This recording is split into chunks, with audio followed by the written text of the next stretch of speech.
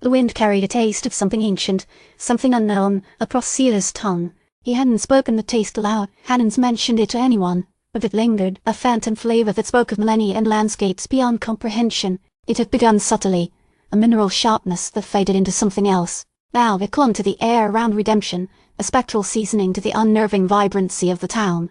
He's been tracking Elara Thorne for 3 days now, a slow, deliberate pursuit through the shadowed valleys and sun-scorched plateaus surrounding redemption. Locals whispered of a strange bloom, a rash of unnatural growth that was transforming the town into a mockery of paradise. The vibrant green was unsettling, sickly sweet, and carried with it a palpable sense of unease. Silas had seen it, felt it, the unnatural pulse of life that seemed to leach the very soul from the parched earth. He found her in the Assay Office, a sprawling complex of stone and steel that had once been the heart of Redemption's silver mining operations. Now, it served as Thorne's laboratory, a bizarre blend of scientific equipment and burgeoning flora. Professor Elmsworth, a man whose eyes held the distant gaze of a man who's seen too much, awaited her, his thin fingers twitching over a complex arrangement of wires and glowing crystals. Marshal Stone, Elmsworth greeted him, his voice a dry rustle of leaves.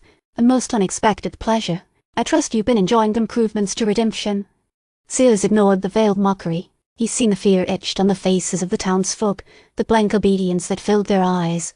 He's heard the rumors of Thorne's influence, the subtle but pervasive control he exerted over their lives. "What are you doing, Elmsworth?" Silas asked, his voice low and even. Elmsworth gestured towards a massive crystal, pulsating with an eerie green light. "We are amplifying the resonance, Marshal, harnessing the latent energies of this land. Resonance, energies, we are poisoning this town." Elara Thorne stepped forward, her movements graceful, almost hypnotic. "We are enhancing the natural cycle of life, Marshal, bringing redemption to its full potential." Her voice dripped with a chilling serenity. "This isn't natural. This is an abomination." Silas' hand drifted to the holster at his hip, a familiar reassurance. "You must understand, Marshal," Thorne said, her eyes fixed on his. "This land possesses a deep, ancient connection to the earth. It simply needed guidance." Silas had been tracking that flavor, the taste of something ancient, for days. Now he felt it vibrating within him, faint resonance mirroring the pulse of the crystal. It was unsettling, invasive, the whisper of something vast and unknowable. He remembered the look on Hank's face, just hours before he was found slumped over his workbench in the livery stable, a look of raw fear, quickly replaced by an unsettling calm. Silas had initially dismissed it as the despair of a man drowning in debt, but now he wondered if it was something more. Something connected to this resonance. He seen what Thorne and his followers were doing. Reese Walker, once a lieutenant in the Rattlesnake gang, now moved with a disturbing placidity, a vacant smile plastered on his face. The same smile Silas had glimpsed on the faces of several townsfolk. It was the look of someone who had relinquished their will, their very soul, to another's command. He knew he had to stop it. He moved quickly, drawing his revolver and firing.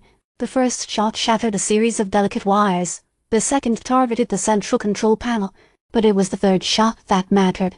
It struck the crystal, splintering it into 1,000 glittering shards. The green light flickered, then died. The unnatural vibrancy began to recede, leaving behind a landscape scarred and lifeless. The taste on Silas' tongue intensified, a fleeting glimpse of the millennia of history contained within the earth. Elara Thorne recoiled, her composure shattered. A flicker of anger and a look of despair crossed her face. "You fool," she hissed. "You have undone all my work." "Your work was destroying this town," Silas replied, his voice cold.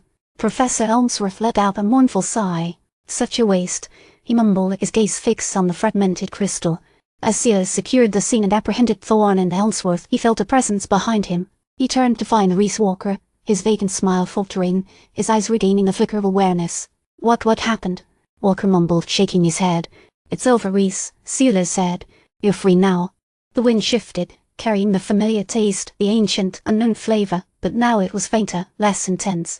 The connection had been severed, but Silas knew it wasn't truly gone. The resonance was dormant, not extinguished. He looked out at Redemption, a town ravaged by unnatural bloom and shadowed by looming darkness. He knew he's only won a temporary reprieve. The earth remembers. The resonance will return.